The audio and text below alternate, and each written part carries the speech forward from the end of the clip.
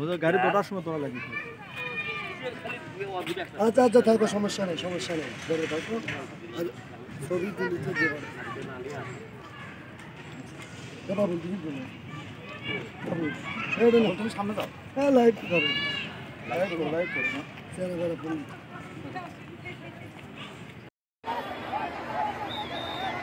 বললাম না আগে চতুর্দিকে একটা রাউন্ড মারবে, হেলিকপ্টার নামার নিয়ে আস্তে আস্তে নিচ মুখে নামবি, ওই রাউন্ড মারবি আর নিচ না রাউন্ড না দিল, ওই একবারে এখন নামবি চতুর্দিকে আবার রাউন্ড মারে দেখবি আগে কোথায় কি পজিশন।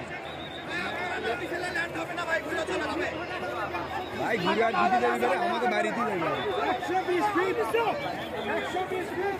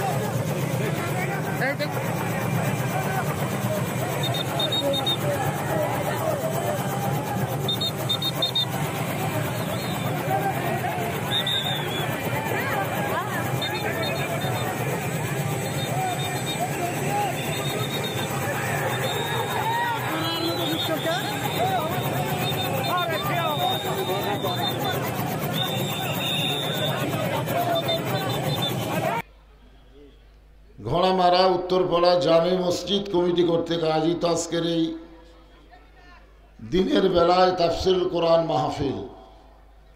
আজকের এই মাহফিল আল্লাহ তাআলা যিনাকে সম্মানিত সভাপতির আসনে কবুল করেছেন, জনাব এ.কে.এম. জিন্নাতুল ইসলাম কানু,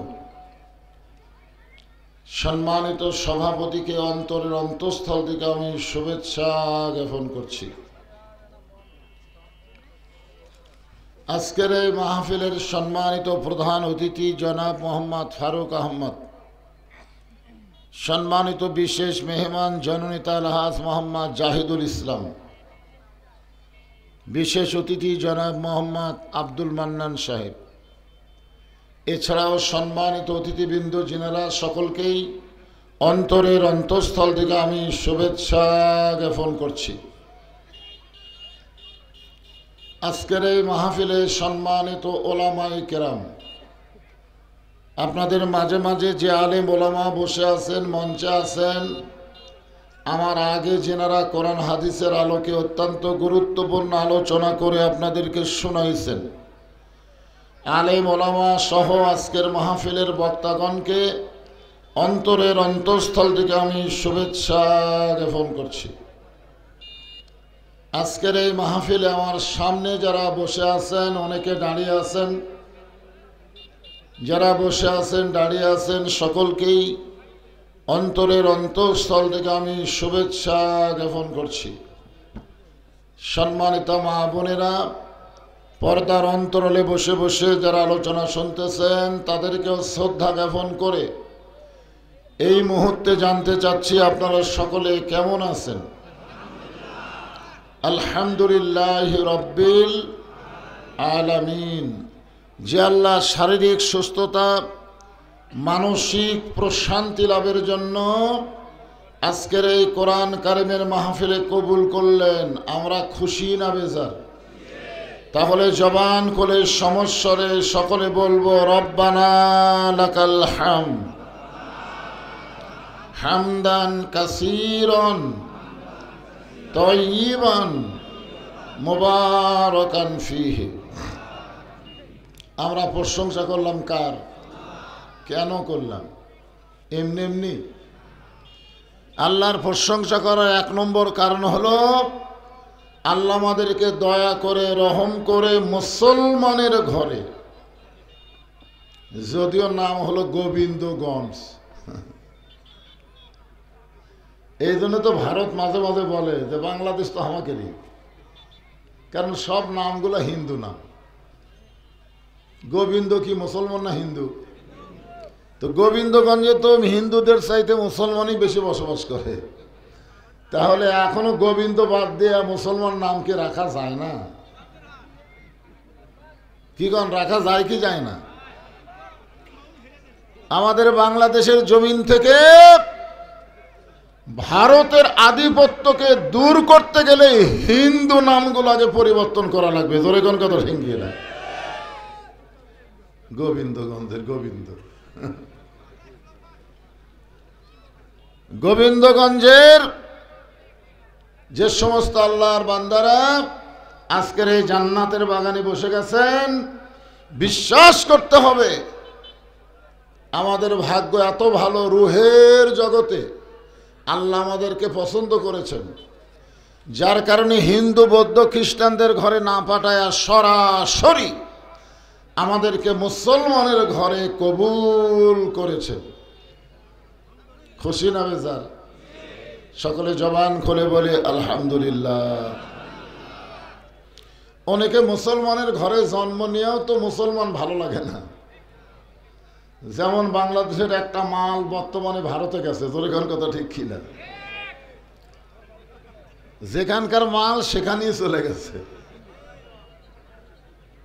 আমাদের বাংলাদেশকে ভারত বানানোর কোনো সুযোগ নাই। সময় হলে ভারতকেই মুসলমান দেশ বানানো হবে। জোরে কোন কথা ঠিক কিনা? এই সুসংবাদ আল্লাহর নবী দিয়ে গেছেন, আল্লাহর নবী দিয়ে গেছেন। তো যে আল্লাহ দয়া করে রহম করে আমাদেরকে বিশ্ব নবীর উম্মত হিসাবে কবুল করেছেন। কোন নবী? হ্যাঁ, আছেন আমার মুক্তার, আছেন আমার বারিস্টার, শেষ বিচারের হাইকোর্টেতে তিনি আমায় করবেন পার। আমি পাপী রাসূল জাবিন্দার। আল্লাহ যখন হাকিম হয়ে আমাদেরকে আসামি বানায় বিচার শুরু করবেন, ওই সময় আমাদের নবী উকিল হয়ে, বারিস্টার হয়ে আল্লাহর কাছে আমাদেরকে ওকালতি করে, সুপারিশ করে জান্নাতে পৌঁছায় দিবে। এমন একজন নবীর উম্মত হওয়াতে আপনারা খুশি না বেজার? তাহলে জবান খুলে বলি আলহামদুলিল্লাহ। আমরা আল্লাহর প্রশংসা করার কারণ হলো এই যে কোরআন।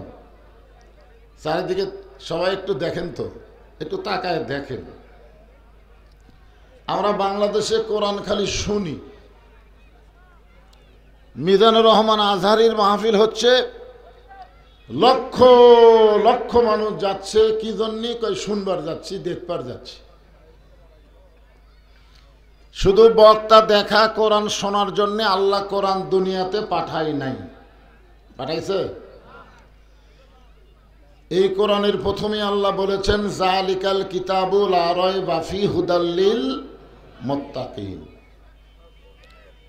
এই কোরআনের মধ্যে কোনো সন্দেহ, এই কোরআনের মধ্যে কোনো ধোঁকা, এই কোরআনের মধ্যে কোনো গোঁজামিল, যারা নাই বলতেছেন না তারা ধরা খাচ্ছেন।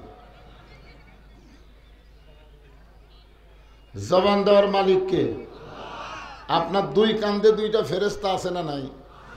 তো যখন বক্তা বলতেছে কোরআনের সন্দেহ, এই নাই বলার সময় আপনি মুখ বন্ধ করে আছেন, তো ফেরেশতারা বলতেছে আল্লাহ এই শয়তানকে। এই যে কোরআনের মাহফিলে বসে আছে, কোরআনের সন্দেহ এই নাই শব্দটা বলে নাই কে? আল্লাহ বলতেছে মুসলমানের মধ্যে হলো মুনাফিক। ঠিক না? এবার জবান ক্লিয়ার করেন। এই কোরআনের মধ্যে কোনো সন্দেহ, এই কোরআনের মধ্যে কোনো ধোঁকা, এই কোরআনের মধ্যে কোনো গোজামিল। মাশাআল্লাহ। এখন আপনাদেরকে বলবো যে আইন দিয়ে বর্তমান বাংলাদেশ চলতেছে, এই আইনের মধ্যে সন্দেহ, ধোঁকা, গোজামিল। যে সংবিধান দিয়ে বর্তমান বাংলাদেশ চলতেছে, সংবিধানের মধ্যে সন্দেহ, ধোঁকা, গোজামিল। এখন সন্দেহ, ধোঁকা, গোজামিলের আইন দিয়ে, সন্দেহ, ধোঁকা, গোজামিলের সংবিধান দিয়ে চলবেন আর মুসলমান হয়ে মরবেন, জান্নাত যাবেন। এটা মামা বাড়ির গল্প না। মুসলমানের বাচ্চারা যার মধ্যে সন্দেহ আছে, ধোঁকা আছে, গোজামিল আছে, এইগুলো সব কবর দিতে হবে। আল্লাহর কোরআন অনুযায়ী আমাদেরকে চলা লাগবে। জোরে কোন কথা ঠিক? সব দেখার দিন শেষ। আগামীতে আমরা দেখব আল্লাহর কোরআনের বাংলা দেশ। রাজি আছেন? এই জন্য কোরআন শরীফের 114টা সূরা, তার মধ্যে একটা সূরার নাম হলো সূরায়ে মুলক। হাসিনা বলতেছিল এই দেশ আমার বাপের, এই দেশ আমার, পলাবো না। আসলে দেশ কার? বাপে। মেজর শরীফুল ইসলাম ডালিম যে কথা কছে ভাই, আমাদের বাংলাদেশ কিন্তু ভারতেরা স্বাধীন করে দেয়নি, বরং ভারতেরা বাংলাদেশকে অঙ্গরাজ্য বানাবার চাইছিল। জোরে কোন কথা ঠিক কিনা? কিন্তু শহীদ প্রেসিডেন্ট জিয়াউর রহমান একটা বাঘের বাচ্চা, সুবহানাল্লাহ, ভারতের পরিকল্পনায় কিন্তু তাকে হত্যা করা হয়েছে। জোরে কোন কথা ঠিক কিনা? এখন ভারতের দিন শেষ, আমরা হব স্বাধীন বাংলাদেশ। ওরা পেঁয়াজ বন্ধ করে দিয়ে, আলু বন্ধ করে দিয়ে, চিনি বন্ধ করে দিয়ে মনে করছিল বাংলাদেশ না খায় মরবে। যেদিন থেকে এরা বন্ধ করে দিছে সেই দিনই ওইগুলো জিনিসের দাম কমা শুরু হয়েছে। জোরে কোন কথা ঠিক কিনা? কারণ আমরা বিশ্বাস করি ফালিয়াবুদু রব্ব হাযাল বাইত আল্লাযী আত'আমাহুম মিন জু'ইন ওয়া আমানাহুম মিন খাউফ। আল্লাহ বলেছেন ওই ঘরের মালিকের তোমরা গোলামি করো, গোলামি করার সঙ্গে সঙ্গে আমি আল্লাহ তোমাদের দুইটা পুরস্কার দিব। 1 নম্বর পুরস্কার হলো তোমাদের কোনো ক্ষুধা থাকবে না, রেজেকের কোনো পেরেশানি থাকবে না, যাবতীয় ভয় ভীতি থেকে আমি আল্লাহ পুরাপুরি নিরাপত্তা দিয়ে দিব। হ্যাঁ, আমাদেরকে নামাজ পড়া লাগবে। জোরে কোন কি পড়া লাগবে? আল্লাহ কোরআনে বলেছি আইয়ুহাল্লাযীনা আমানুস্তাঈনু বিস-সাবরি ওয়াস-সালাহ ইন্নাল্লাহা মা'আস-সাবিরিন। এখন 5 তলা বিল্ডিংয়ের 5 তলার উপরে উঠে 1.5 লাখ টাকার খাট, 12,000 টাকার কম্বল, রাত 9টার সময় ওড়ে তামানে দিয়ে বলতেছে আমার বাড়ি আমার ঘর আমাক নামাই কে, আমার বাড়ি আমার ঘর আমাক নামাই কে। এই কথা বলে ওড়ে তামানে কম্বল দিয়ে ঘুমিয়ে গেছে। আপনার বলেন তোর 2 কান্দত ফেরেশতা আছে না নাই? তো ফেরেশতা বলতেছে আল্লাহ মানুষ মুসলমান হলে ঘুমানোর সময় একটা দোয়া পড়ে, আল্লাহুম্মা বিইসমিকা আমুতু ওয়া আহইয়া। ঘুম দেওয়ার মালিককে, চেতন করার মালিককে। তাহলে কি কইয়া ঘুমালো? এই যে কলো আমার বাপের দেশ আমার দেশ। আল্লাহ বলতেছে একটু ধৈর্য ধরো। রাত 3টার সময় একটা ভূমিকম্প আছে। ধরে কোন কি কম্প? খালি বিল্ডিং একটু লড়ে উঠছে, এত ফোর্সে নামছে, যে কম্বলের মধ্যে লুঙ্গি খোলা আছে ওইটাও পরার টাইম পায়নি। 9টার সময় কি বলছে যে আমাকে নামাই খেয়ে, আর 3টার সময় কি হয়ে নামছে, এ কথা কন না কেন, কি হয়ে নামছে, ন্যাংটা হয়ে নামছে। ফেরেশতা কয় আল্লাহ নামাইলা তাই বলে ন্যাংটা করে নামালা। আল্লাহ বলে যে ক্ষমতার মালিক আমি, নিজের ক্ষমতায় 21 সাল পর্যন্ত যারা থাকতে চায় আমি আল্লাহ 24 সালে তাদেরকে ন্যাংটা করে নামাবার পারি। ধরে কোন কথা ঠিক কি না? এটা একটা নামার সাইজ হলো। একটা ওয়ার্ড মেম্বার থেকে শুরু করে প্রধানমন্ত্রী পর্যন্ত সব পলে গেল। ধরে কোন কথা ঠিক কি না? এ দেশ তোর বাপের, তো পলালি কেন? এই জন্য আমার সঙ্গে সকলে পড়বেন এবং বিশ্বাস করবেন। তাবারাকাল্লাযী বিয়াদিহিল মুলকু ওয়া হুয়া আলা কুল্লি শাইইন কাদির।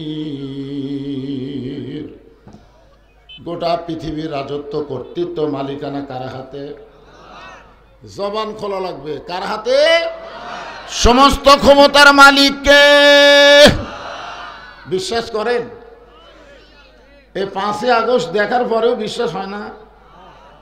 হ্যাঁ, 12,000 টাকা দিয়ে একজন মা তার সন্তানকে বিক্রি করে ক্ষুধার জ্বালায়, আর 400 কোটি টাকা দিয়ে ফ্যাসিস্ট তার বাবার মূর্তি বানায়। জোরে কোন কথা ঠিক কি না? আপনার বলেন তো একটা মূর্তি আছে, কে ভাঙলো? যারা ভাঙলো এরা হলো জাতির পিতার সন্তান। মিল্লাতা আবিকুম ইব্রাহিম ওয়া সাম্মাকুমুল মুসলিমিন। মুসলমানের জাতির পিতা হলো ইব্রাহিম। আমাদের জাতির পিতা মূর্তি ভাঙছে, মূর্তি গড়ায়নি।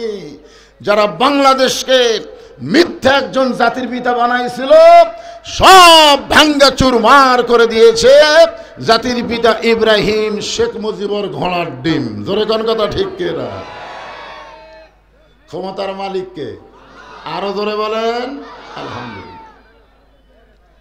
আল্লাহ বলতেছেন আল্লাযী খলাকাল মাউতা ওয়াল হায়াতা লিয়াবলুয়াকুম আইয়ুকুম আহসানু আমালান ওয়া হুয়াল আজিজুল গফুর। আল্লাহু আকবার শব্দের লোক কয় না তো। আমরা স্বাধীনতার পর থেকে দেখতেছি বাংলাদেশে বহু দল আছে, কিন্তু আল্লাহু আকবার সব দলের স্লোগান নাই। আছে একজন বিপ্লব কুমার বলেছিল এ আল্লাহু আকবার যারা দেয় এরা হলো জামাত শিবির। ও তো বিপ্লব কুমার পলে গেছে শালা।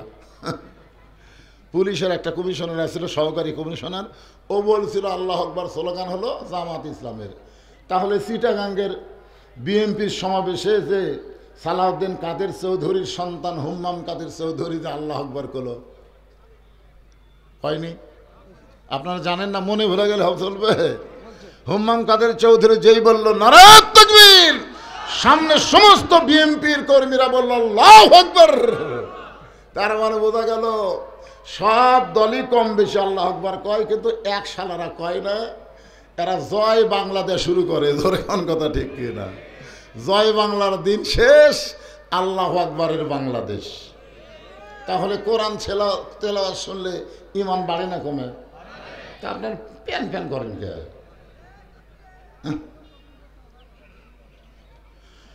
আল্লাহ কোরআনে বলেন ইন্নামাল মুমিনুনা আল্লাযীনা ইযা যুকিরাল্লাহু ওয়াজিলাত কুলুবুহুম ওয়া ইযা তুলিয়াত আলাইহিম আয়াতুহু জাদাতুহুম ঈমানাও ওয়া আলা রাব্বিহিম ইয়াতাওয়াক্কালুন। জবান খোলেন, জবান খোলেন। আর জবান বন্ধ রাখার দিন নাই। অন্যায়ের বিরুদ্ধে এখন জবান খুলতেই হবে। জোরে কোন ঠিক কিনা ভাই? আল্লাহ বলতেছেন মৃত্যু এবং হায়াতকে আমি আল্লাহ সৃষ্টি করেছি। পরীক্ষা করার জন্যে। আর ওই পরীক্ষার সাবজেক্ট হলো আহসানু আমালা। পরীক্ষার বিষয়টা হলো সুন্দর আমল। আপনারা বলেন তো, বর্তমান যে পরিবেশে চলতেছে বাংলাদেশ, এই পরিবেশে সুন্দর আমল করা যাবে? যাবে না?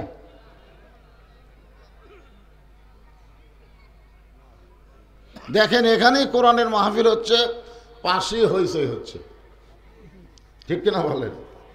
দেখবেন একদল বাপে নামাজ পড়ে, বেটা বাহিরে ঘুরতেছে, বউ নামাজ পড়ে, স্বামী পড়ে না, দাদা নামাজ পড়ে, নাতি পড়ে না। পরিবেশটা কেমন যেন একটা বিদঘুটে, ঠিক কিনা বলেন? একজন হালাল খায়, আর পাশের একজন সুদ খায়। একজন পর্দার মধ্যে থাকে, আর একজন বেপর্দা হয়ে ঘরে। জোরে কোন কথা, ঠিক কিনা? আচ্ছা ঠিক আছে, অসুবিধা নেই। তাহলে এখন বলেন তো, যে আল্লাহ যে আমাদেরকে পরীক্ষা করবে সুন্দর আমলের, এই সুন্দর আমল যদি আমরা করতে চাই, তাহলে সুন্দর একটা পরিবেশের দরকার আছে না নাই? কথা বলা লাগবে। সুন্দর একটা পরিবেশ যদি তৈরি করতে চাই, তাহলে সুন্দর একটা সমাজের দরকার আছে না নাই? সুন্দর একটা সমাজ যদি আমরা বানাবার চাই, তাহলে সুন্দর একটা রাষ্ট্রের দরকার আছে না নাই? সুন্দর একটা রাষ্ট্র যদি গঠন করতে চাই, তাহলে সুন্দর একটা সংবিধানের দরকার আছে না নাই? আপনারা বলেন তো, সেই সংবিধানের নাম কি? আরো জোরে বলা লাগবে। আল্লাহর কোরআনের শুধু অশুল্য হবে না, এই কোরআন দিয়ে বাংলাদেশকে গড়াতে হবে। জোরে বলেন কথা, ঠিক কিনা? আল্লাহর কোরআন দিয়ে যখন বাংলাদেশ চলবে, তখন বাংলাদেশের একজন নেতা কেমন হবে, একজন কর্মী কেমন হবে? কেমন ভালো? আপনারা বলেন তো, আজকে জুম্মার নামাজের ইমামতি করলো কোন দলের নেতা? যদি বিএনপির দলের নেতাকে বলা হতো যান সামনে যান, যদি আওয়ামী লীগের নেতাকে বলা হতো যান খুতবা দেন, কথা কন না কেন? যদি জাতীয় পার্টির নেতাকে বলা হইতো আপনি আজান দেন, সব দল কুপাকার, একটা দলই সামনে যায়, যেই দলটা চায় আল্লাহর কোরআন দিয়ে আমাদের বাংলাদেশ চলবে। একটু মনোযোগ দিয়ে শুনবেন। আল্লাহর কোরআন দিয়ে যখন বাংলাদেশ চলবে, তখন একজন নেতা কেমন হবে, কেমন ভালো হবে একটু শোনেন। বাংলাদেশের মতন 96টা দেশের খলিফা, নাম হলো হযরত ওমর, জুমার দিনে খুতবা দিচ্ছেন। এই যে আজকে জুমার দিনে খুতবা দিচ্ছেন, হযরত ওমর জুমার দিনে যখন খুতবা দেওয়া শুরু করলেন, মাঝখান থেকে একজন সাহাবী দাঁড়িয়ে বললেন, ইয়া আমিরুল মুমিনিন, আপনার খুতবা আমরা শুনবো না। ওমর ফারুক বললেন, আমার অপরাধ কি? আমার খুতবা না শোনার পিছনে আমার অপরাধ কি? বলে, আপনার অপরাধ হলো আমাদেরকে খাটো পাঞ্জাবি দিয়া আপনি লম্বা জুব্বা পরে খুতবা দিচ্ছেন। আমাদেরকে খাটো পাঞ্জাবি দিবেন আর আপনি লম্বা জুব্বা গায়ে দিবেন।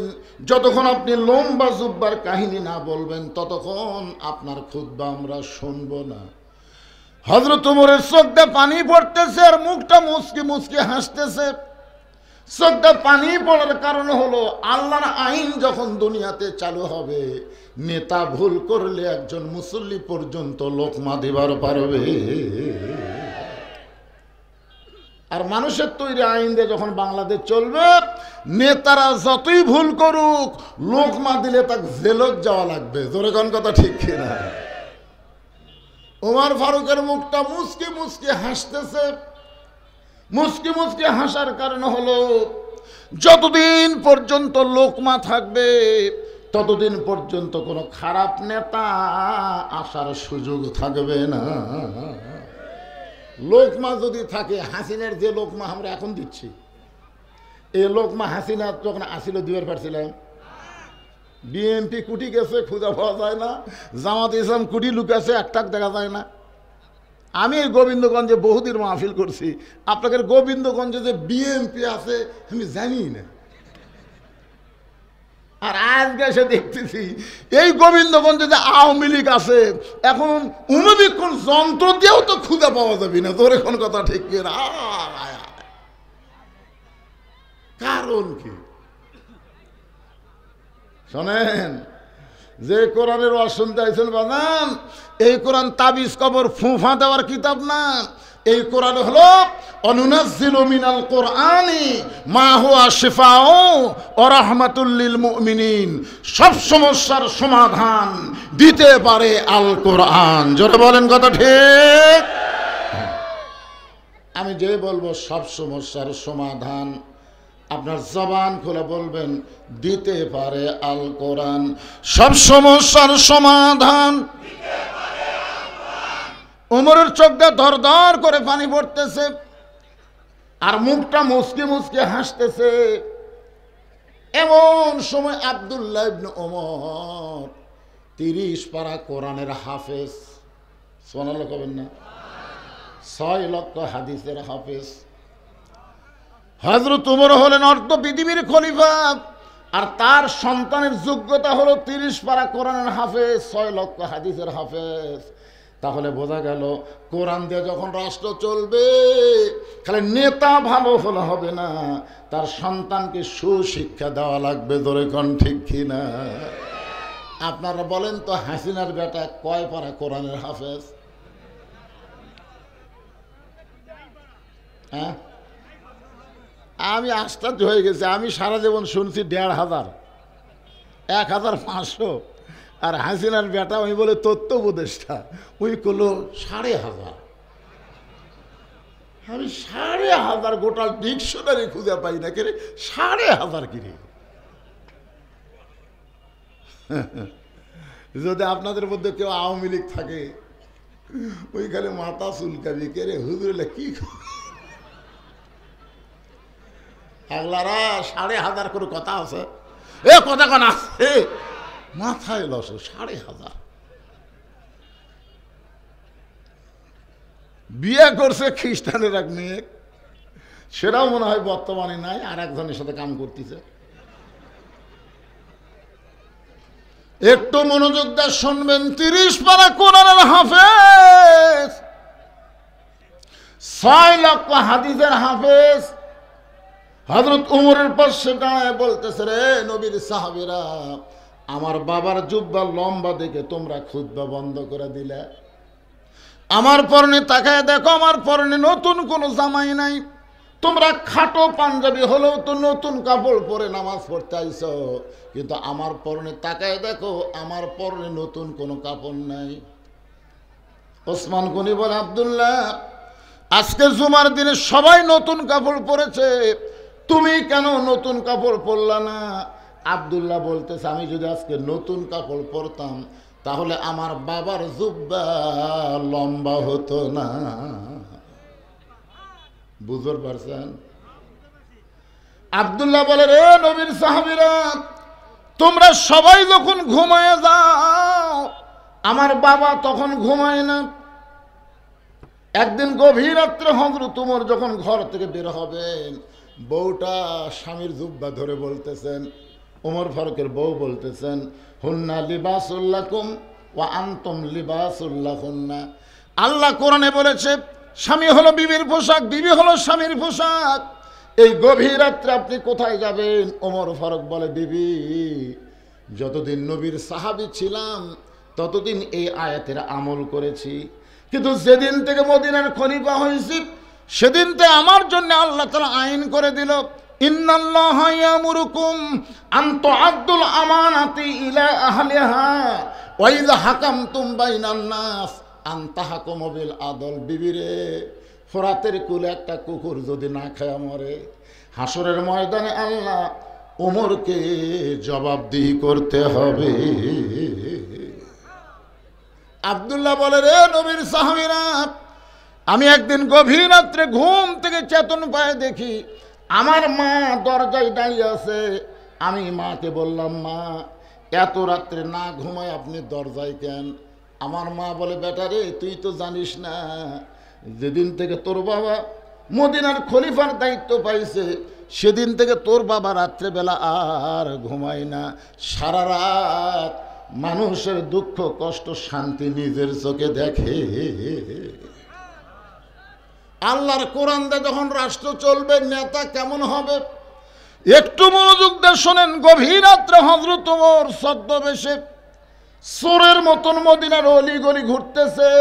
হঠাৎ দেখতে পাই মরুভূমির মধ্যে একটা তাঁবু টাঙ্গানো, ওই তাঁবুর মধ্যে দুইটা বাচ্চা খালি মা মা বলে কাঁদতেছে।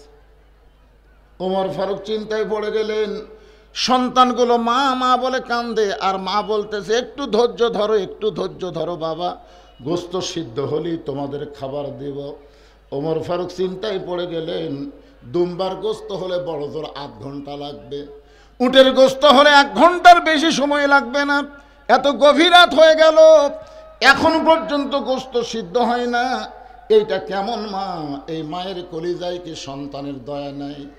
ওমর ফারুক আস্তে করে তাঁবুর কাছে গেলেন, ডাক দিলেন, মা মা গো, তোমার সন্তানগুলো ক্ষুধার জ্বালায় কাঁদতেছে, এতক্ষণ পর্যন্ত তোমার গোস্ত সিদ্ধ হয় না, আর কত সন্তানকে কান্দাবা?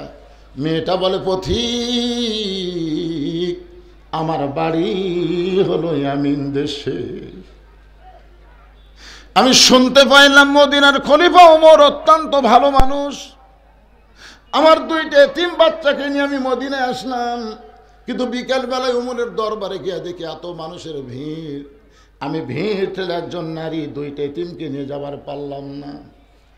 আগামীকাল যাওয়ার নিয়তে আমার 2টা বাচ্চাকে মরুভূমির মধ্যে তাঁবু টাঙ্গাইয়া 2টা বাচ্চাকে কোলের মধ্যে নিয়ে একটু ঘুমাবার চাই, কিন্তু আমার 2টা বাচ্চার পেটে এত খিদা লাগছে, ওরা ক্ষুধার জ্বালায় বারবার যখন কাঁদতেছে, আমি তখন মা কি করব? আমি তখন মা কি করব? পাতিলে পানি আর পাথর দিয়ে নিচে আগুন জ্বালায় বলতেছি, বাবা এই গোস্ত সিদ্ধ হলেই তোমাদের খাবার দেব, কিন্তু পথিক, আমার পাতিলের পাথর সিদ্ধও হবে না, আমার বাচ্চাদেরকেও খাবার দেবার পারবো না।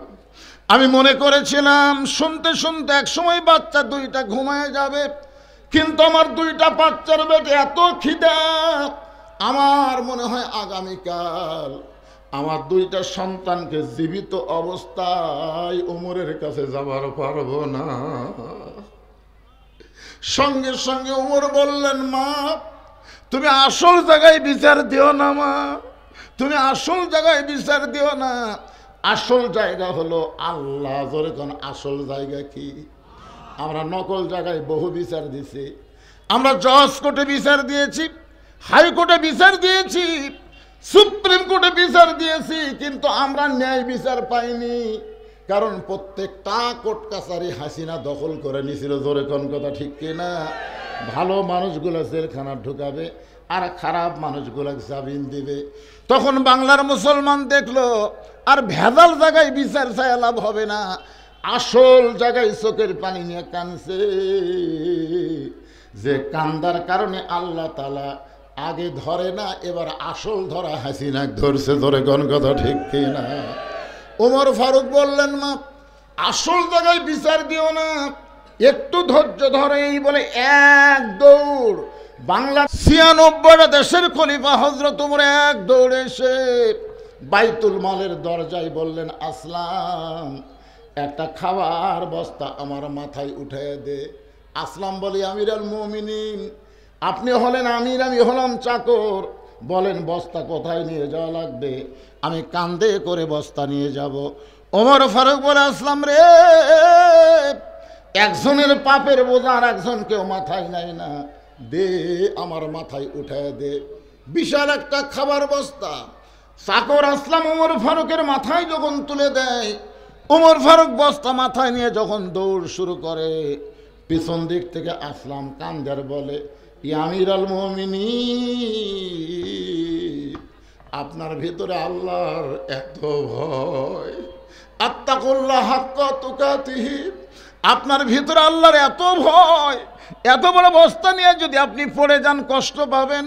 ওমর ফারুক বলে, আসলাম সময় মতো যদি পুষবার না পারি, এই ওমরকে জাহান্নামের আগুনে আল্লাহ পুড়াবে। দৌড়াইতে দৌড়াইতে তাঁবুর পাশে গিয়ে বললেন, মা মা তাড়াতাড়ি রুটি আর হালুয়া তৈরি করো। মেয়েটা রুটি হালুয়া তৈরি করে যখন ওমর ফারুকের হাতে দেয়, ওমর ফারুক দুইটা এতিম বাচ্চাকে দুই উরাতের উপরে বসায়া রুটি ছেড়ে হালুয়া নিয়ে যখন মুখে দেয়, দুইটা বাচ্চা ফেল ফেল করে ওমরের দিকে তাকায়। ওমরের চোখ দিয়ে দর দর করে পানি পড়তেছে। ওমর আল্লাহর কোরআন থেকে তেলাওয়াত করতেছে, আর আইতাল্লাযী ইউকাযযিবু বিদ্দীন ফাযালিকাল্লাযী ইয়াদুল ইয়াতীম ওয়ালা ইয়াহুদ্দু আলা তাআমিল মিসকিন। আল্লাহ, এই অধমকে জাহান্নামের আগুন থেকে তুমি বাঁচায় দাও। তাঁবুর ভিতর থেকে মহিলা বলতেছে, কে রে আপনি, কে? দুনিয়াতে ভালো মানুষের গল্প শুনেছি, কিন্তু মানুষ এত ভালো হয় জীবনে প্রথম দেখলাম। আপনি কেন জাহান্নামের আগুন থেকে ভয় করেন? আল্লাহ উমরকে যদি মদিনার খলিফা না বানায়া আপনাকে যদি মদিনার খলিফা বানাই দিত, মদিনা যেন আল্লাহর জান্নাত হয়ে যেত। আব্দুল্লাহ বলে, সাহাবীরা রে, দুনিয়ার সবাই যখন ঘুমাইছে তখন আমার বাবা চুপি চুপি আমার জানলার কাছে গিয়ে ডাকতেছে। আব্দুল্লাহ আব্দুল্লাহ বলে, আমি আব্দুল্লাহ দরজা খুলে দেখি বাবার হাতে একটা পাঞ্জাবি। আমি খুশি হয়ে বললাম, বাবা বাইতুল মাল থেকে আমার একটা পাঞ্জাবি দিছে, আপনি আর একটা দিবার আইছেন। ওমর ফারুক বলে, আব্দুল্লাহ আর একটা পাঞ্জাবি তোরে দিবার আসি নাই বাজান, এইটা আমার ভাগে পড়ছে। তুই বলতো এই খাটো পাঞ্জাবি গায়ে দিয়ে কি আগামী খুতবা দেওয়া যাবে? আব্দুল্লাহ রে, তোর পাঞ্জাবিটা আমাকে একটু দান করে দে বাবা। আব্দুল্লাহ বলে, বাবার চোখের পানি বন্ধ করার জন্যে আমার পাঞ্জাবি বাবাকে দান করে দিলাম। দান করার পরে বাবার পিছনে পিছনে আমি রওনা দিলাম, দেখি বাবা কি করে। আমি ঘরের মধ্যে গিয়ে দেখি বাবা তার পাঞ্জাবি আমার পাঞ্জাবি একত্র করে বাবা একটা লম্বা জুব্বা বানায়, সেই জুব্বা গায়ে দিয়ে খুতবা দেয়। এখন বলো বাবার খুতবা শোনা যায় কি না যায়? সমস্ত সাহাবীরা চিল্লায় বলতেছে, আল্লাহর কোরআন দিয়া যখন রাষ্ট্র চলবে, এমন ভালো মানুষকে মুসলমানেরা নেতা হিসাবে দেখতে পাবে। এখন আপনারা বলেন, ভালো নেতা দেখবার গেলে এই বর্তমান বাংলার আইন দেওয়া হবে না, বর্তমানের সংবিধান দেওয়া হবে না, আমার আল্লাহর কোরআন বাংলাদেশে চালু করতে হবে। কোরআন বিজয়ের আন্দোলন করা লাগবে। ধরে গান কথা ঠিক কি না? আল কোরআনের আলো ঘরে ঘরে আল কোরআনের আলো সংসদে জালো, সংসদে জালো, আল কোরআনের আলো আল হাদিসের আলো সংসদে জালো। লিল্লাহি তাকবীর, আল্লাহু আকবার। আলহামদুলিল্লাহ। এতক্ষণ আল্লাহর কোরআন দিয়ে রাষ্ট্র চললে একটা নেতা কেমন হবে এটা শুনলেন। আচ্ছা, এই কোরআন দিয়ে যখন বাংলাদেশ চলবে তখন আপনারা কেমন হবেন? ভালো না হবার চালে হওয়া লাগবে। কারণ আল্লাহ কোরআনে বলেছে, আল্লাযীনা ইম্মাক্কান্নাহুম ফিল আরদ। কোন মুসলমানকে যদি ক্ষমতার চেয়ার দেওয়া হয়, ক্ষমতার চেয়ারে বসায় এক নম্বর দায়িত্ব কি? আপনারা বলেন তো, কোন দল ক্ষমতা গেলে নামাজ কায়েম করবে? এটা কোন দল? দলের নাম করা লাগবে না, এর নাম কর দরকার নাই তো।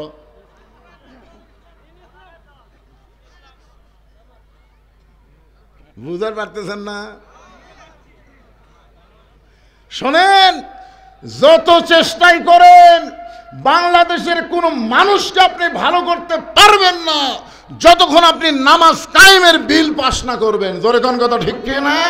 কারণ আল্লাহ কোরআনে ডাইরেক্ট বলে দিয়েছেন, ইন্নাস সালাতা তানহানিল ফাহশাই ওয়াল মুনকার। একমাত্র নামাজই পারে মানুষকে ফাহিশা এবং যাবতীয় খারাপি থেকে বাঁচাই দিতে। আমাদের যুবকদের হাতে যে মোবাইল, ওরে বাবা রে, আমি যে একটা বুড়া হুজুর তাও খাতির নাই, সমানে খালি পিকচার নিচ্ছে, হুজুর হুজুর হুজুর। ওরা খালি আমার পিকচার নেয়, মাঝে মধ্যে ওরা কারো পিকচার দেখে না? তো এই সমস্ত যুবকদেরকে সাইজ করবার গেলে আপনি র্যাব দেয়া পুলিশ দেওয়া হবে না, 1 নম্বর হলো নামাজ কায়েমের আন্দোলন করা লাগবে। জোরে কোন কথা ঠিক কি না?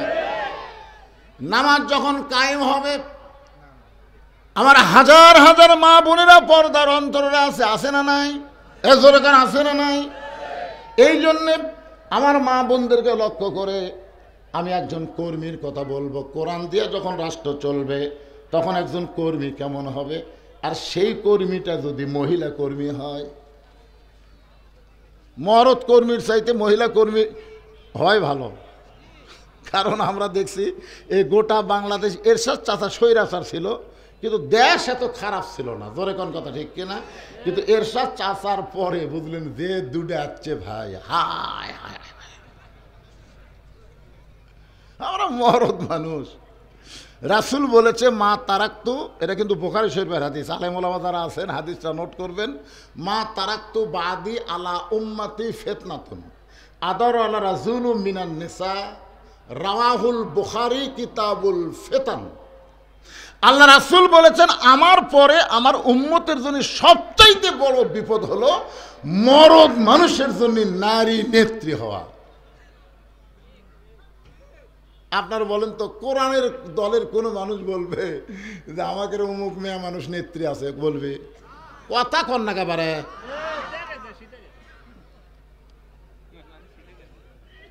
আমরা নেতা বলবো, আমার নেতা তোমার নেতা বিশ্ব নবী। আমরা কাউকে নেতা মানি না, আমরা আমির বলবো। জোরে কোন কথা ঠিক কিনা? আল্লাহ কোরআনে বলেছে আতিউল্লাহ ওয়া আতিউর রাসূল ও উলিল আমরি মিনকুম। এখানে আল্লাহ বলেনি ও আতিউ উলিল আমরি মিনকুম, আল্লাহ বলেনি, কারণ আল্লাহ জানে আমির যদি এদিক সেদিক করে বাদ দিয়ে নতুন আর একটা করা লাগবে। জোরে কোন কথা ঠিক কিনা? কথা বলেন। হ্যাঁ, এখন আল্লাহর কোরআন দিয়ে রাষ্ট্র চললে একজন মহিলা কর্মী কেমন হবে এইটা বোঝানোর জন্য বলতেছে আমার মায়েরা যারা পর্দার অন্তরে আছেন একটু মনোযোগ দিয়ে শুনবেন। কারণ মেয়েরা যদি ভালো না হয় তাহলে ওরা কোনোদিন নরমালে বাচ্চা নেবে না। খারাপ মেয়েরা সব বাচ্চা সিজার করা। জোরে কোন কি করা? কথা কয় না। কেন আমরা উপরে যে কয়জন বসে আছে, যে ওর থেকে শুরু করে এই আমার পুলিশ ভাই থেকে শুরু করে যে কয়টা আমরা বসে আছি, আমরা একটাও কিন্তু সিজার করা লই। কারণ তো আমরা সিজার করা, আমরা সব নর্মালে। আমার কয় হুজুর সন্তান খালি কান্দে, পানি পড়া দেন তো। আয়াতুল কুরসি পড়ে পানি পড়ে দিলাম, কান্না থামে না। আমি বললাম দেখি তোমার সন্তানকে নিয়ে আসো তো, সরাসরি মারমো। কাছে নিয়ে আসলো, সরাসরি সূরা ফাতিহা আয়াতুল কুরসি যত যত আছে কান্না থামানোর মেরে দিলাম মাথার ওপর। যাওয়ার সময় বলতে হুজুর এখন আর দোয়া দরুদের দাম নাই হুজুর, দোয়া দরুদের কাম হবি না। মনটা খুবই খারাপ হলো। কিছুদিন পরে ওই মেয়ের ওই সন্তানের মাকে বললাম কে রে মা এখন খবর কি? আর কান্দে না। আলহামদুলিল্লাহ। তাহলে কোন দোয়া? দোয়া লয় হুজুর, আর বাপ মোবাইল কেন দিছ? যখনই কান্দে মোবাইল চালু করে দেয়, আর কান্দে না তো। আপনি জানেন হুজুর আমার বাচ্চা মোবাইল ছাড়া ভাতই খায় না। আমি বললাম কে মা এইরকম হওয়ার কারণ কি? তোমার বাচ্চা কি নর্মালে হচ্ছে? না হুজুর পেট কেটে বের করছে। তো পেট কাটা বাচ্চা যারা অস্থির হবে তারা। জোরে কোন কথা ঠিক কিনা? এই জন্য আমার একজন মা পর্দার অন্তরে যারা বসে আছেন একটু মনোযোগ দিয়ে শুনবেন। এই অর্ধ পৃথিবীর খলিফা হযরত ওমর আল্লাহর কোরআনের একজন কর্মী। লিয়াবলুয়াকুম আইয়ুকুম আহসানু, সুন্দর আমল দেখার জন্য ছদ্মবেশে মদিনার অলি গলি ঘুরতেছেন। হঠাৎ হযরত ওমর দেখতে পায় দুই পাহাড়ের মাঝখানে একটা গিরিপথ। ওই গিরিপথের ভিতর দিয়ে একটা সুন্দরী মেয়ে ধীর গতিতে হেঁটে হেঁটে আসতেছে। একটা সুন্দরী মেয়ে। জোরে কোন কি মেয়ে? ওমর ফারুক মেয়েটার দিকে তাকায় বললেন আলহামদুলিল্লাহ, এটা রাশ্মিকা মান্দানা। আমি রামদা কুয়া ধরা খাসে। জোরে কোন ঠিক কিনা? ওমর ফারুক যে মেয়েটাকে সুন্দরী বলতেছেন ওই মেয়েটার চেহারা দেখে তিনি সুন্দরী বলতেছেন না। আল্লাহর কোরআন দিয়ে যখন রাষ্ট্র চলবে তখন একটা মেয়ে যদি খাটো হয়, কালো হয়, সেই মেয়েটা যদি আল্লাহর আইন পর্দা মেনে চলে, আল্লাহর ইসলাম কেবলমাত্র তাদেরকেই সুন্দরী বলে। আমি যেই বলবো পর্দা নিশি নারী যারা, আপনার বলবেন বিশ্ব সুন্দরী তারা, বলতে পারবেন না? এই যুবকেরা, তোমাদের চরিত্র যদি ভালো করবার চাও এই স্লোগান সবাই দাও। যে বলবো পর্দানিশী নারী যারা, আপনার বলবেন বিশ্ব সুন্দরী তারা, বলতে পারবেন না? পর্দানিশী নারী যারা, মাশাআল্লাহ। আর যে বলবো বেপর্দা নারী যারা, আপনার বলবেন শিলা কলা তারা। একই গাছের কলা, এক গামলায় শোষাওয়ালা, এক গামলায় শিলা। আপনার বলেন তো খরিদ্দার কোন কলা কিনবে? কলালা বলতে যে ভাই একই গাছের রে, একই গাছের। কই না শিলা কলা আমি টাকাতে কিনি না। তো তুই কলা কি শিলা খাস না? শিলাই খাই, কিন্তু আমার আগে কেউ শিলা রাখলে সেইটার খাওয়া যায় না। মশা মাছি ধুলাবালি পড়ে ওই শিলা কলা খাওয়ার অনুপযুক্ত হয়ে গেছে। তাহলে পর্দানিশী নারী যারা বিশ্ব সুন্দরী তারা, আর বেপর্দা নারী যারা বিশ্ব বেহায়া তারা। জোরে বলেন কথা ঠিক কি না? হযরত ওমর ওই পর্দানিশী মেয়েটার কাছে গিয়ে বললেন, মা এই নির্জন পথে তুমি একা একা চলতেছ, তোমার সামনেও কোনো মানুষ নাই, পিছনেও কোনো মানুষ নাই, তোমার অন্তরে কি ভয় ডর লাগতেছে না? 2000 টাকার জুতা যদি আমাদের কাছে থাকে, আর যদি গোবিন্দগঞ্জ মসজিদে জোহরের নামাজ পড়বার যায়, আপনারা চিন্তা করেন তো জুতা দরজাত রাখবেন না হাতত নেবেন? কেন নেবেন? কারণ বর্তমান যে আইন চলতেছে, এই আইনে জুতা দরজায় রাখলে নামাজ পড়ার সাথে দেখবো জুতা নাই, চোরে জুতা নিয়ে গেছে। তোরে কোন ঠিক কিনা ভাই? ওমর ফারুক বললেন, মা এই নির্জন পথে তুমি একা একা চলতেছ, তোমার সামনে কোনো মানুষ নাই, পেছনেও কোনো মানুষ নাই, তোমার অন্তরে কি ভয় ডর লাগে না? মেয়েটা বলে, পথিক তুমি কি হযরত উমরকে চিনো? সুবহানাল্লাহ বলেন। মেয়েটা উমরকে লক্ষ্য করে বলতেছে, এই পথিক তুমি কি হযরত উমরকে চিনো? যদি উমরকে চিনতা তাহলে এরকম বেসাইদা কথা বলতা না। ওমর ফারুক বললেন, মা আমি কি বেসাইদা কথা বললাম? মেয়েটা বলে, পথিক আল্লাহর কোরআন দিয়ে যখন রাষ্ট্র চলবে, তখন পৃথিবীর এক প্রান্ত থেকে আর একটা প্রান্তে একটা মহিলা যাবে, ওই মহিলার কলিজায় আল্লাহ ছাড়া অন্য কারো ভয় থাকবে না।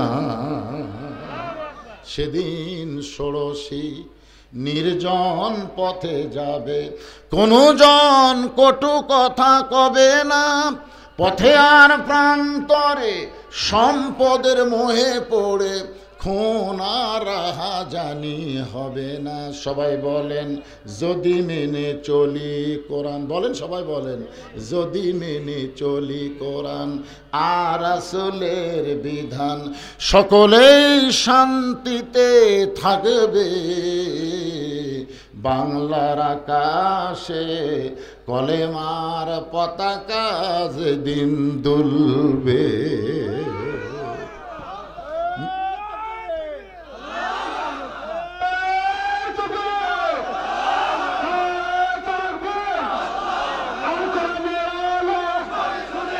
সংসদে জালো, আমরা সংসদে চাই, আর ঘরে কে দিচ্ছে রে?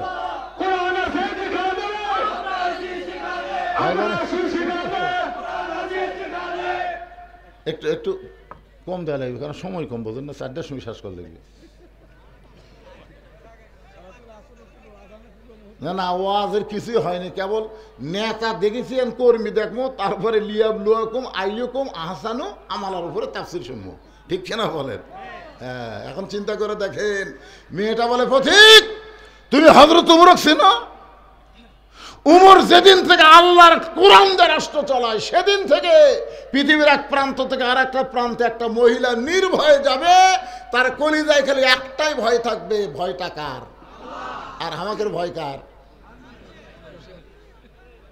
আরে তার মানে বোঝা গেল মানুষের আইন দিয়ে চললে মুসলমানিত্ব রক্ষা করা যাবে না, ঈমানও রক্ষা করা যাবে না।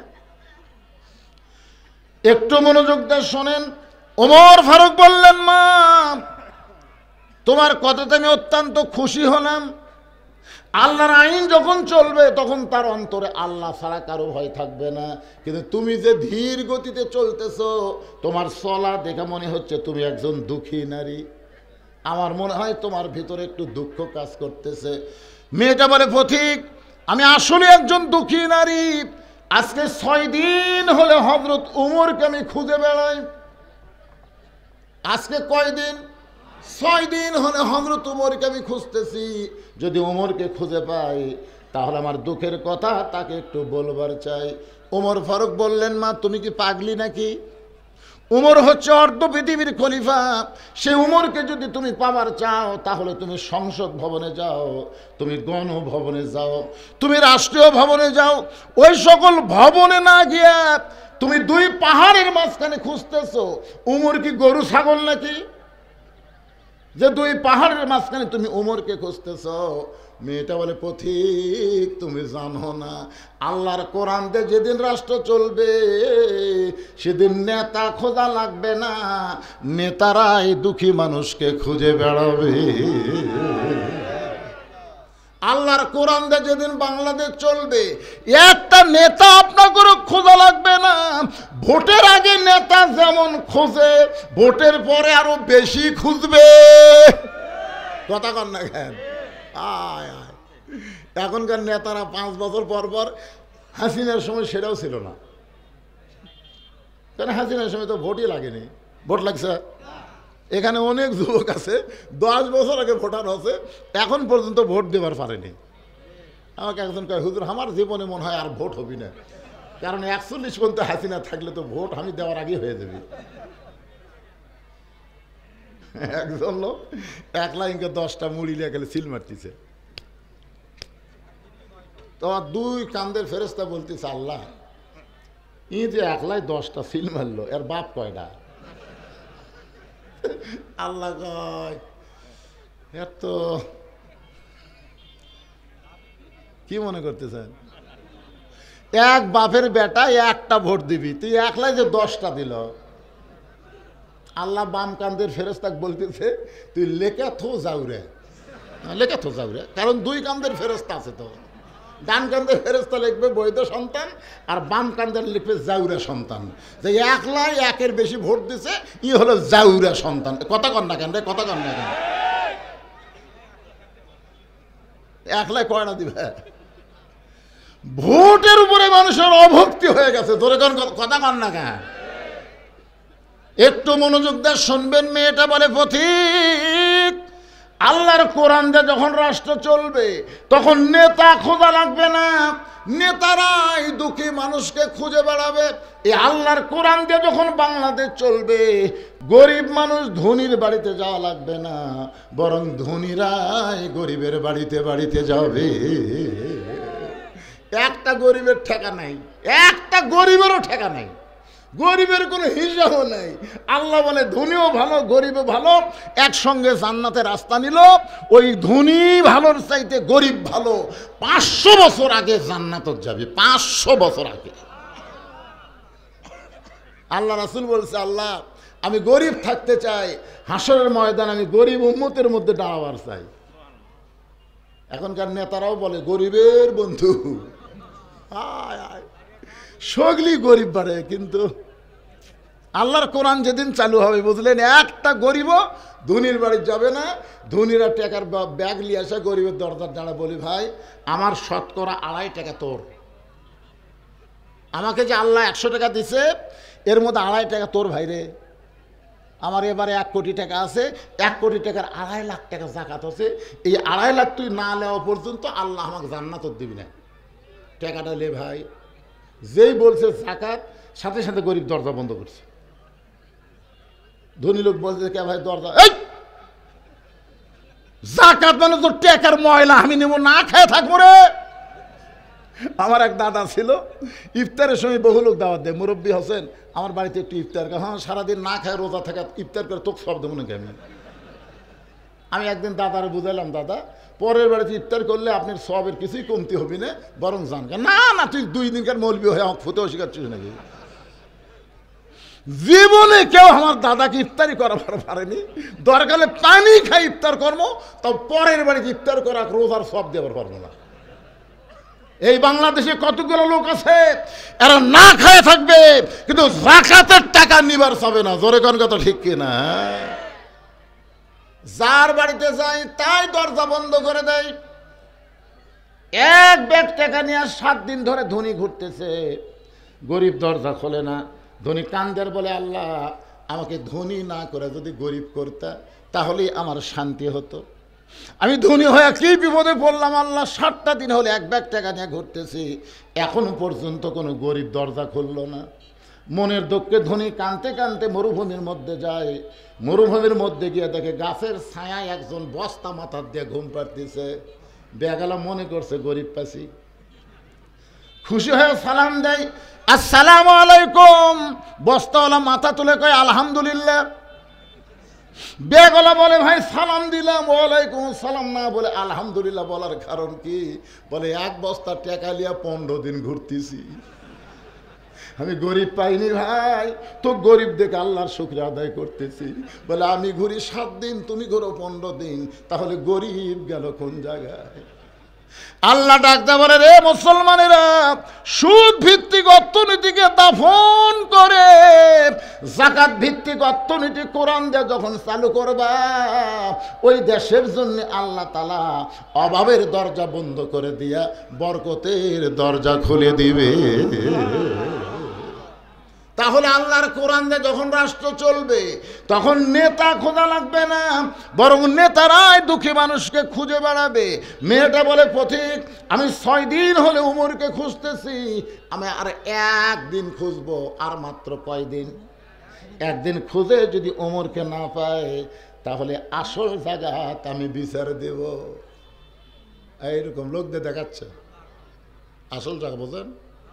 সঙ্গে সঙ্গে হযরত ওমর কান্দের বলে, মা ওই জায়গায় বিচার দিও না মা, তুমি যে ওমরকে 6 দিন হলে খুঁজতেছো, আমি হলাম সেই ওমর।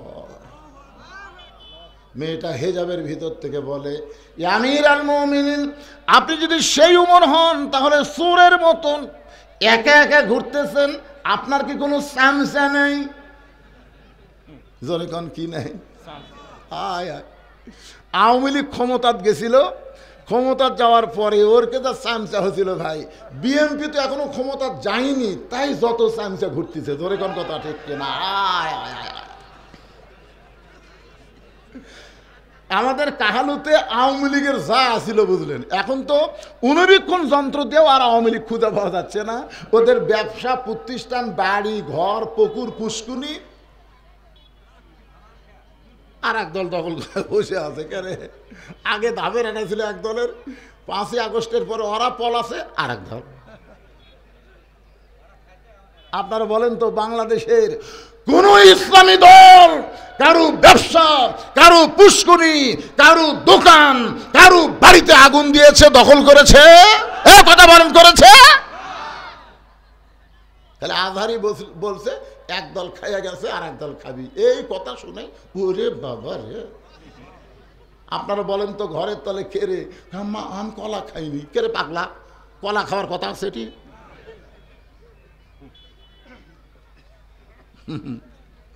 মনে কষ্ট নিয়ে কাম হবি না ভাই, জোয়ার উঠে যাচ্ছে। আমার এলাকার সব হিন্দু আমার মাদের সাথে একদিন গেছে, সব হিন্দু, আমার এলাকার যত হিন্দু সব গেছে আমার মাদের সাথে।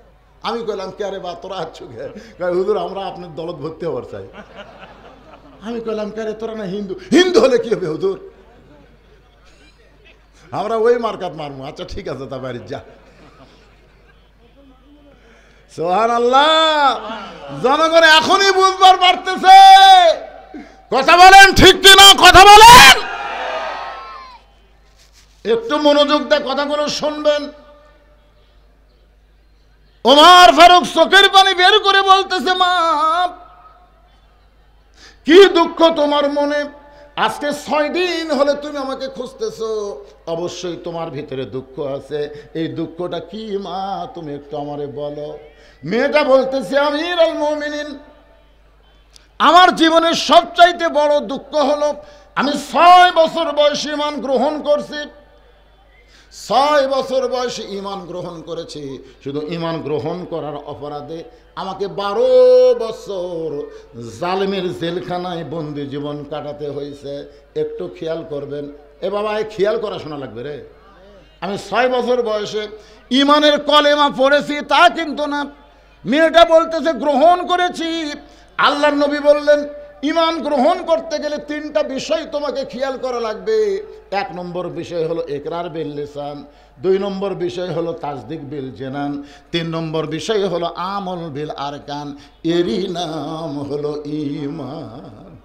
উকিল এসে রাত 9:30টায় মীর কাসেম আলীকে বলতেছে, মীর কাসেম আলী নাম শুনছেন?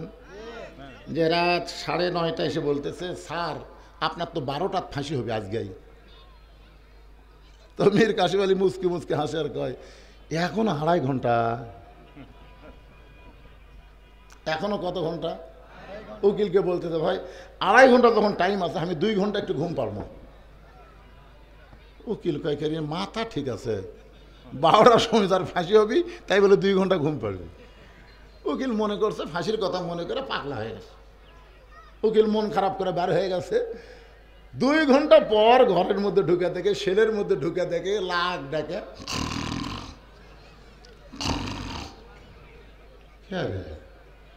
আর মাত্র 8 ঘন্টা পরে ফাঁসি হবি, আর সেই লোকটা এইভাবে ঘুম পাড়তেছে। পায়ের বুড়া আঙ্গুল লড়াছে, লাভ ধরে বলতেছে, কে ভাই সময় হচ্ছে নাকি? মনে হচ্ছে শ্বশুর বাড়ির যাবি। না স্যার, এখন 8 ঘন্টা দেরি আছে। 8 ঘন্টা তখন দেরি আছে ভাই, তাহলে তো সময় যখন আছে, অজু করে আসে 2 রাকাত নামাজ পড়ে, কোরআনের 2টা সূরা পড়ে, যে কটা পাঞ্জাবি ছিল এর মধ্যে যেটা সবচেয়ে ভালো, ওগুলো বলতেছে দেখো তো এই কোটার মধ্যে কোনটা ভালো। তবে স্যার এটাই তো নতুন নতুন লাগে, ওটা পরে আতর সুরমা দিয়া করছে, ভাই চলো যাই।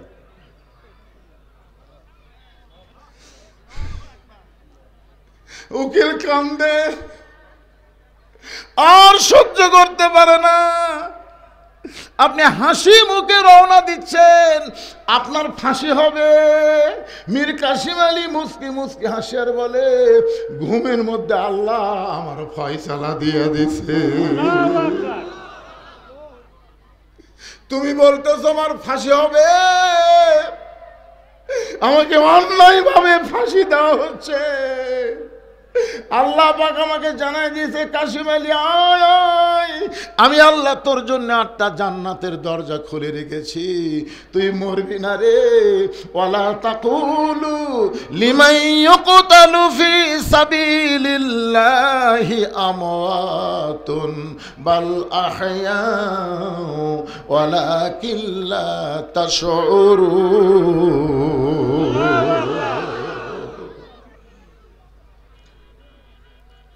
বাজান একটু মনোযোগ দিয়ে কথাগুলো শুনবেন। মেয়েটা বলতেছে 6 বছর বয়সে ঈমান গ্রহণ করছি, ঈমানের কলেমা পড়লে তার কোনো অসুবিধা নাই, কিন্তু ঈমানকে গ্রহণ করলে তার উপর বিপদ হবে।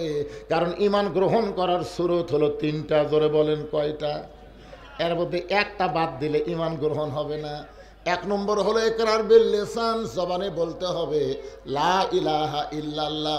2 নম্বর হলো তাসদিক বিল জানান, কলিজার মধ্যে ঈমানের জায়গা দেওয়া লাগবে। কলিজার মধ্যে যখন ঈমানের জায়গা দিবেন, ওই মানুষটার কাছে জীবনের চাইতে ঈমানের গুরুত্ব বেশি হবে। এই ছেলেবেলে, অনেক যুবক ছেলে বসে আছো তোমরা কোরআনের মাহফিলে, আজকে তোমরা বলো তো, তোমাদের কাছে জীবনের দাম বেশি না ঈমানের দাম বেশি? তোমরা বলো তো, ঈমান বাঁচান ফরজ না জীবন বাঁচান ফরজ? সবাই বলা লাগবে। 2-1 জীবন বাঁচান ফরজ। জীবন বাঁচান ফরজ। আপনি যতই চেষ্টা করেন, যত ভালো ভালো ডাক্তার আর যতই বেঙ্গালুর আর যতই মাদ্রাজ, ভারতে থাইল্যান্ড যান আর ইংল্যান্ডে যান, আপনি যেখানেই যান, আপনি আপনার জীবন বাঁচাবার পারবেন না। পারবেন? কিন্তু আপনি একটু চেষ্টা করে আজকের ওয়াজ শোনার পরে, আইয়ুকুম আহসানু আমালা, এই আয়াতের ব্যাখ্যা শোনার পরে আপনি যদি একটু চেষ্টা করেন, আপনার ঈমানকে আপনি বাঁচাবার পারবেন। সুবহানাল্লাহ। এখন আপনার বলেন তো, যেটা আমরা বাঁচাবার পারবো না সেটার চেষ্টা করব, না যেটা বাঁচাবার পারবো তার চেষ্টা করব? কথা বলা লাগবে। আমরা ঈমানকে বাঁচাবার পারবো, তাহলে ঈমান বাঁচানোর জন্য দরকার হলে বাতিলের বিরুদ্ধে লড়াই করে বাংলার জমিনে আল্লাহর কোরআনকে কারা কারা বিজয় করতে চান, দুই হাত তুলে আমার আল্লাহকে দেখা।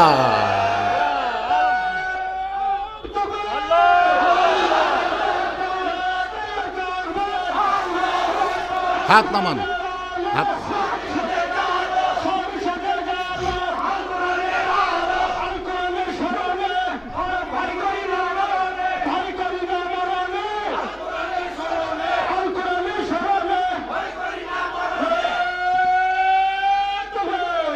লিল্লাহে তাকবীর। আমল বিল আরকান তাসদিক বিল জিনানের পরে ঈমানের সর্বশেষ কথা হলো আমল বিল আরকান। এটা আমলের মাধ্যমে প্রকাশ করা লাগবে। আপনারা বলেন তো, ঈমানকে রক্ষা করতে গেলে যত আমল আছে, 1 নম্বর আমলের নাম কি? হ্যাঁ, এই ছেলেরা, এখনই যদি বলা হয় ইয়ং জেনারেশন যারা, তোমরা কারা কারা ফজরের নামাজ পড়ছে, একটা হাতে উঠবি না। না না, হাত তুলবার বলতেছে না। লা সলাতা লা ঈমানা, যার নামাজ নাই তার কোনো ঈমান নাই। আমি এইরকম ওয়াজ যদি আরো 8 ঘন্টা করি, আপনাদের সমস্যা আছে? আপনারা তো ভালোই মনে হয় শুনবার পাচ্ছেন, কিন্তু এই মাহফিল কমিটি আমাকে বলছে, হুজুর মসজিদের জন্য আপনি একটু খালি ব্যাগ ছেড়ে দিবেন, ব্যাগ। এই ব্যাগের আদায় হয়ে গেলে আপনি টানা যতক্ষণ পারেন করেন, কিন্তু শেষে যদি আপনি একবার ব্যাগ দেন তাহলে এরা উঠে ওই বান্দরের মতো দৌড় মারবি, এত দৌড় মারবি আলের সাথে বাজে ন্যাচ খোঁজা পড়বি। মানে এরা ওয়াজ শুনবি কিন্তু টাকা দেন, আপনি 10 টাকা দেন, 20 টাকা দেন আল্লাহর ঘরের জন্যে। ব্যাগ যদি আপনাদের কাছে যায়, ওই পিছনের লোকেরা আপনাদের কাছে যদি ব্যাগ যায়, কারা কারা 1 টাকাও দিবেন না? হাত তোলেন তো দেখি।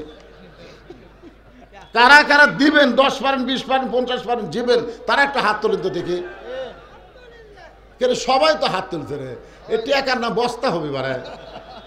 এই ব্যাগ আলাদা কুটি রে, এই ব্যাগ আলাদা কুটি, 100 ব্যাগ দেওয়া আছে, 100 ব্যাগ। খালি দেখবেন ব্যাগগুলো আপনাদের সাইজ ব্যাগ না কারু ব্যাগ। এখনই তো হ্যাঁ, আমল বিল আরকানের উপর ওয়াজ হচ্ছে। ব্যাগের মধ্যে টাকা দেওয়াই মানে আহসান আমালা, সুন্দর আমল, আখিরাতকে বিশ্বাস করা। জোরে কোন কথা ঠিক কিনা? যারা টাকা দান করে তারা কি দুনিয়ার পাওয়ার চায়? আখিরাত, আখিরাতের বিশ্বাস করে 10, 20, 50, 100, 500 যাই যা পারেন। ওই যে ব্যাগলা নামছে, আমার মায়েদের মধ্যে আদায় হবে। কোন তলা? তলার নামে আটা তলার একজন মা অসুস্থ, দোয়া চায় 200 টাকা দান করেছে। আল্লাহ আমার মাকে পুরাপুরি সুস্থতা দান করেন। জোরে বলে আল্লাহুম্মা আমিন। এইরকম যদি কেউ মনে করেন হুজুর আমরা ব্যাগের মধ্যে 500, 1000 দেবো না, আমরা ট্রেজে দেব, তাহলে আপনি এক সাইড দিয়ে এসে দিতে পারেন। চেয়ারত যারা বসে আছেন 500, 1000, 2000 এরকম যদি কেউ দেন, এখানে অতিথি আছে, বিশেষ অতিথি আছে, অনেকে আছেন, তারা হয়তো 2000, 4000, 5000 দিবে। তারা ওই ব্যাগের মধ্যে তারা না দিয়ে তারা ট্রেজে এসে 5 মিনিটের মধ্যে আদায় কমপ্লিট। তারপর আমার আবার টানা ওয়াজ করা লাগবে, বুঝলেন না? হ্যাঁ, দেন দেন, কে দিবেন? দিবেন, মাশাআল্লাহ। ও আমার একই গ্রামের আমরা ভয়রা ভাই, একই গ্রামে আমাদের বিয়ে হয়েছে। আমার ওই গামলা গ্রামের মোখলেসরের জামাই আমার ভাইজান ভয়রা ভাই 500 টাকা দান করেছে আল্লাহর ঘর মসজিদের উন্নয়ন কল্পে। আল্লাহ দানকে কবুল করেন, আল্লাহুম্মা আমিন। আর একজন আল্লাহর বান্দা 500 টাকা দান করলো, আল্লাহ কবুল করেন। আর একজন 100 দান করছে, আল্লাহ কবুল করেন। এ চাই আমার ভাইজান এতক্ষণ ধরে আমার পেছনে খাড়া হয়ে আছে, ভাইয়ের কাছে চেয়ার বন্ধু দেয়। আচ্ছা ঠিক আছে, আল্লাহ কবুল করেন। ভাইজানের বাড়ি আমার সেই কুড়িগ্রাম নাগেশ্বরী, আমার ভাই এখানে আছে। যাবতীয় বিপদ আপদ থেকে আল্লাহ তাকে হেফাজত করেন। জোরে কানা আমিন। কেরে ওটা বসা শুরু হলো কেরে, এই টাকা দেওয়ার সময় যদি অজাতা উঠেন আপনি ফেল মারে গেলেন তো। মিন শাররিল ওয়াসওয়াসিল খান্নাস, আপনার উপরে খান্নাস বিজয় হলো। খান্নাস, হ্যাঁ উঠবেন কেন? আপনারা তো বসার জায়গা পাচ্ছেন, এই যে ভাইয়ের আমার 1.5 ঘন্টা হলে খাড়া হয়ে আছে দেখছেন, এখন পর্যন্ত তারা রাস্তা ছাড়েনি, জায়গা ছাড়েনি। আসসালামু আলাইকুম হুজুর, আপনি যা আমতাই ইনমে মাশাআল্লাহ, ওটা দোয়া করে দেন। আমি সামনে দাঁড়াই, আপনি কোন আমতা আমিও যা, আমার ভাইও তাই, আমারও 3 মেয়ে, তারও 3 মেয়ে। তাই দোয়া চাইছে। আর কোনো ইচ্ছা নেই? না না না আলহামদুলিল্লাহ, আল্লাহ তাআলা আমার ভাইকে নবীর সঙ্গে জান্নাতি কবুল করুক। আমিন। 200 টাকা দান করেছে, আল্লাহ দানকে কবুল করেন, আল্লাহ নেক নিয়ত থেকে পরে করেন। ছোট্ট একটা বাচ্চার হাতে দান করেছে, আল্লাহ দানকে কবুল করেন। আল্লাহ আমিন। হইচই না করে সবাই দেন, ভাই দেন, সবাই দেন, যে যা পারবেন। আল্লাহর হস্তে জীবনের শেষ দান মনে করে দিয়ে ওখানেই বসে থাকবেন, ওখানেই। আমরা খালি ওয়াজ তো শুনবো না, বিশাল একটা মাহফিল, বিশাল একটা মোনাজাত হবে, হবে কি হবে না? হবে। এই জন্য সবাই, হ্যাঁ, আল্লাহ একজন বান্দা 100 টাকা দান করেছে, আল্লাহ কবুল করেন। আমাদের ফাঁসিতলা থেকে 7 পাড়া 1/2 কিলো হয় কি ডাক্তারপাড়া শওকত ফাঁসিতলার 7 পাড়া থেকে, ডাক্তারপাড়া থেকে আমার ভাই 500 টাকা দান করেছে, আল্লাহ তার দানকে কবুল করেন। আল্লাহ নেক নিয়ত নেক আশা পরাক, আল্লাহুম্মা আমিন। সভাপতি চেয়ারম্যান সাহেব দিছে নাকি? আপনারা আগেই দিয়েছেন তাহলে? আগেই কাম করে সারছে। আচ্ছা ঠিক আছে, মাশাআল্লাহ। জামাত ইসলামের ইউনিয়ন সভাপতি যিনি আজকে ইমামতি করলেন, আমার ভাই, কোরআনকে ভালোবাসে, কোরআনের জন্য 3000 টাকা, জোরে বলেন মারহাবা। আল্লাহ আমার ভাইকে কবুল করেন, কোরআন বিজয়ের আন্দোলনের কর্মী হিসাবে, নেতা হিসাবে, আমিন হিসাবে তাকে কবুল করেন, জোরে কোন আমিন। আল্লাহ আল্লাহ আল্লাহ কবুল কর। আল্লাহ তোমার কোরআনের জন্য কত জেল খাটছে, কত রিমান্ডে গেছে, কত জায়গায় লুকালুকি করছে, আল্লাহ শুধুমাত্র তোমার কোরআনকে বুকে ধরার কারণে আল্লাহ কবুল করেন, সকলে বলি আমিন। ভাইজান আপনারা মাঝখানে দাঁড়ালেন কেন ভাই? সবাই বসেন, সবাই বসেন, আল্লাহর রাস্তায় বসেন। মানুষ মনে করে যে আদায় করলে আর ওয়াজ হয় না।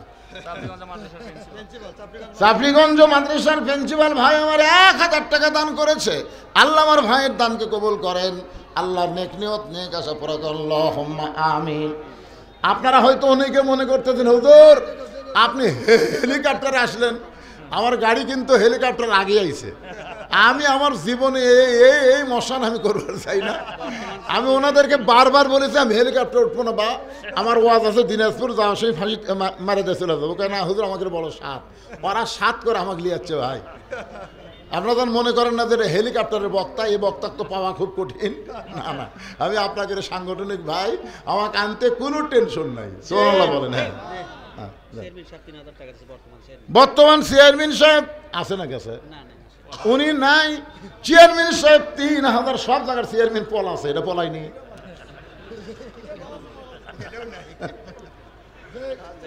আল্লাহ চেয়ারম্যান সাহেব 3000 টাকা দান করেছে, আল্লাহ তার দানকে কবুল করেন, আল্লাহ নেক নিয়ত নেক আশা পরাক, আল্লাহুম্মা আমিন। আমার মায়েদের মধ্যে আপনারা কি ব্যাগ দিচ্ছেন? মায়েদের মধ্যে, হ্যাঁ, আর ছেলেরা যেগুলো আদায় করছে সব ব্যাগলা ট্রেজর চলে আসো বাবা, সব ব্যাগলা চলে আসো। ব্যাগ কিন্তু গুনতে আছে, সাইড মারার কোনো উপায় নাই। হ্যাঁ, একটু জিকির করেন লা ইলাহা ইল্লাল্লাহ, লা ইলাহা ইল্লাল্লাহ, লা ইলাহা, লা ইলাহা ইল্লাল্লাহু মুহাম্মাদুর রাসূলুল্লাহ সাল্লাল্লাহু আলাইহি সাল্লাম। আগামী 11ই ফেব্রুয়ারি, বুঝলেন, 11ই ফেব্রুয়ারি রাতের বেলা কি টুলি, মোগলটুলি আমার মাহফিল আছে, কলজা ভরে ওয়াজ হবে। রাতের বেলা ওয়াজ বুঝতেছেন না, দিনের বেলা ওয়াজ চিন্তা করতে করতে আসরের চিন্তা কর লাগে। অনেকে আবার কবি হুজুর চারিদিকে আজান হয়ে নামাজ হচ্ছে, আবার ওয়াজ মারতেছেন, ওয়াজ আগে না নামাজ আগে। এই জন্যে 11ই ফেব্রুয়ারি আল্লাহ যদি হায়াতে বাঁচায় রাখে, মোগলটুলি কদ্দূর হয় এখানে? ইসালে সব তবারকও আছে মাশাআল্লাহ। মোগলটুলি মাজারে ওয়াজ হবে 11ই ফেব্রুয়ারি। আল্লাহ যেন কবুল করে, ধরে কোন আমিন। এখন শোনেন, মেয়েটা বলতেছে 6 বছর বয়সে মান গ্রহণ করেছি, 12 বছর জালেম শাহির জেলখানায় ইমানের পরীক্ষা দিয়েছি। সকালবেলা 3টা করে চাবুক, বিকালবেলা 3টা করে চাবুক মারছে। আমার দেহের এমন কোনো জায়গা নাই যে জায়গায় চাবুকের আঘাত লাগে নাই। ইয়া আমিরুল মুমিনিন, আপনি যখন রোম পারস্য দখল করেছেন, এই জায়গায় আমি ওয়াজটা রাইখা দিয়ে আমি আপনাদেরকে নিয়ে গেলাম তাসদিক বিল জানানের পরে আমল বিল আরকান। আমল বিল আরকানের যত আমল ইমান রক্ষা করার জন্য 1 নম্বর হলো নামাজ। রাসূল বলেছে লা সালাতা লা ঈমানা, যার নামাজ নাই তার ঈমান নাই। কারা কারা জোহরের নামাজ পড়েননি, জুম্মার নামাজ পড়েননি, আবার ওয়াশেল আসরের নামাজ পড়বেন না, একটু চিন্তা করে দেখেন। লা সালাতা লা ঈমানা, যার নামাজ নাই তার ঈমান নাই। বাইনাল আবদি ওয়াল কুফরি তরকুস সালাত, বান্দা কাফেরের মধ্যে পৃথক করার জিনিসটার নাম হলো নামাজ। পুরুষের জন্য 1 নম্বর নেক আমল হলো নামাজ। ঈমান রক্ষা করার জন্য মহিলাদের জন্য 1 নম্বর নেক আমল হলো পর্দা। আমার মায়েরা যারা পর্দার অন্তর আছেন, মা আপনাদের জন্য 5টা মিনিট আমি একটু ওয়াজ করে মোনাজাত করব, একটু মনোযোগ দিয়ে শোনেন। গভীর রাত্রে ফাতেমা হযরত আলীর বুকের মধ্যে মাথা লুকায় কাঁদতেছে। আলী বলে, ফাতেমা হঠাৎ কান্দার কারণ কি? তোমার শরীর কি খারাপ করছে নাকি? ফাতেমা বলে, স্বামী গো, আমার কান্নার কারণ হলো আল্লাহ তাআলা আমার দোয়া কবুল করছে। আলী মুস্কি মুস্কি হাসে আর বলে, পাগলি কয় কি? আল্লাহ দোয়া কবুল করছে, আনন্দের কথা। ফাতেমা বলে, স্বামী কি দোয়া আল্লাহ কবুল করছে, আপনি কি শুনবেন না? আলী বলে, ফাতেমা কি দোয়া করছো সেটা কবুল করলো। ফাতেমা বলে, আল্লাহ তাআলা পর্দার মধ্যে আমার মৃত্যু দিবে, এই দোয়া আল্লাহ কবুল করছে। আলী বলে, ফাতেমা সারা জীবন তুমি পর্দার মধ্যে থাকলে পর্দার মধ্যেই তোমার মৃত্যু হবে, এইটা খুশি হওয়ার কথা, কান্দো কেন? ফাতেমা বলে, স্বামী গো, আমার মৃত্যু কবে হবে এইটাকে আপনি শুনবেন না? আলী বলে, ফাতেমা কে কখন মরবে এটা দুনিয়ার কোনো মানুষ বলতে পারে না।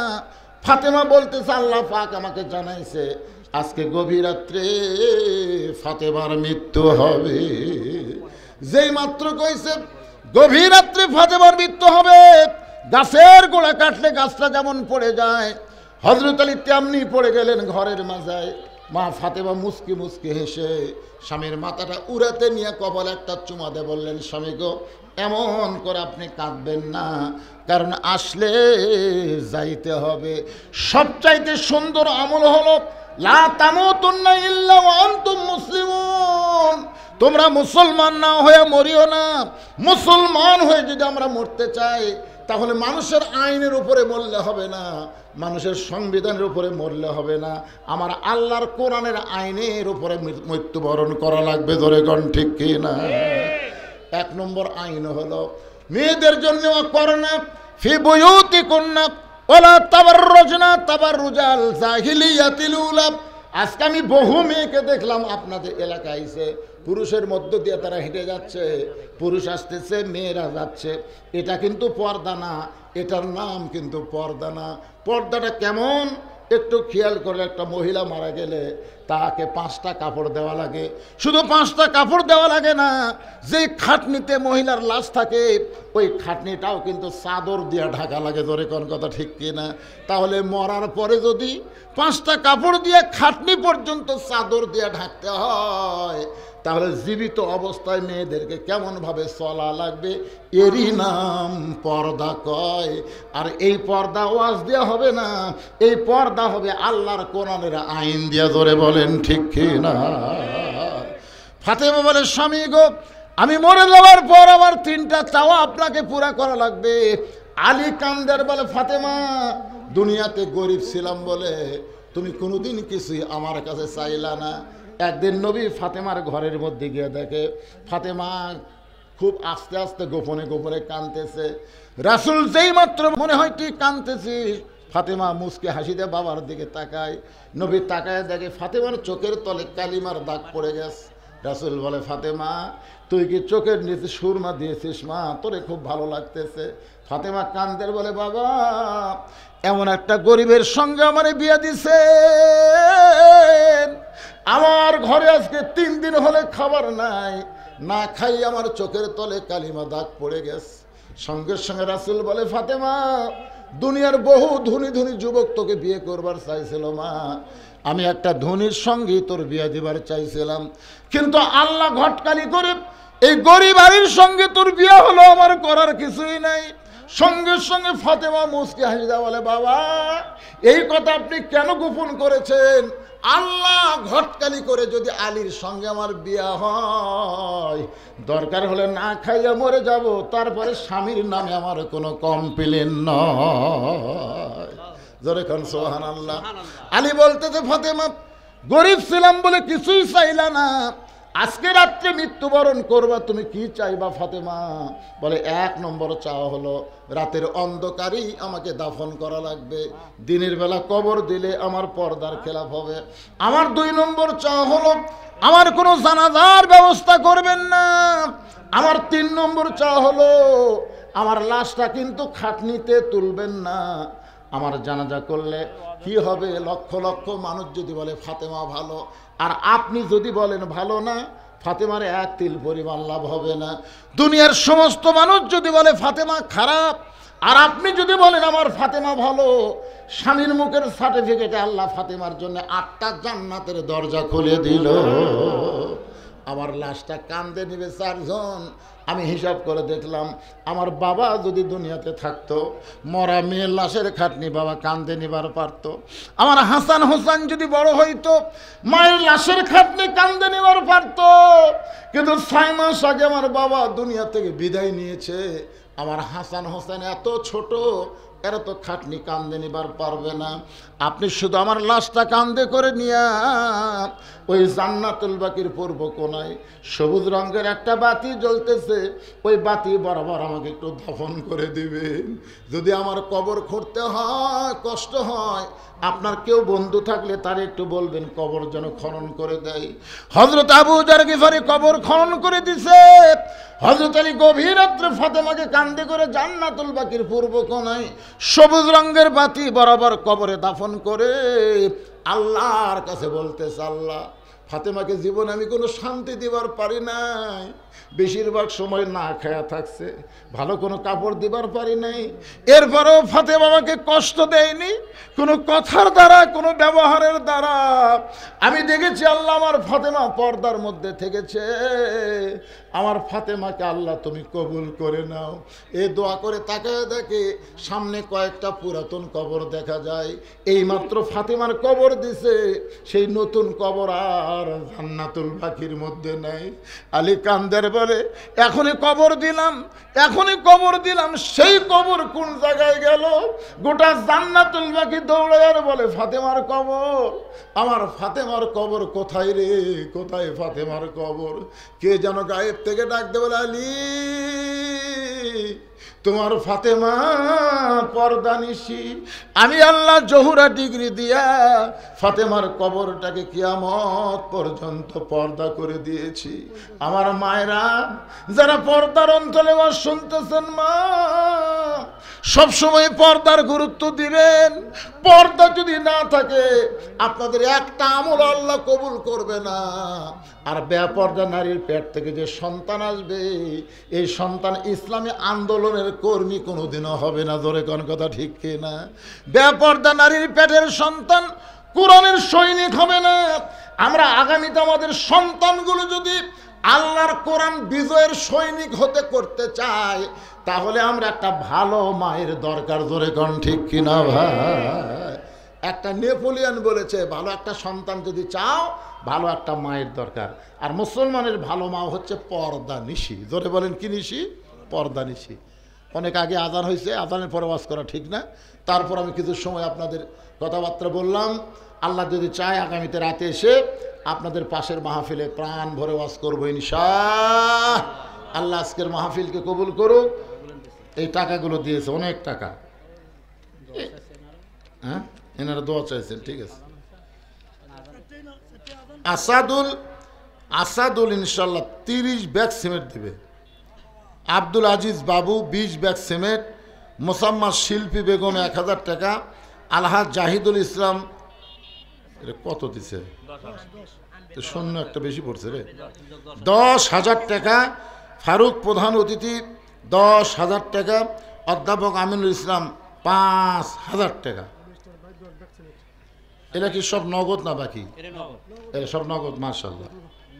মিস্টার ভাই 10 ব্যাগ সিমেন্ট। মিস্টার সাহেব 10 বস্তা সিমেন্ট দান করবে আল্লাহর ঘর। আল্লাহ।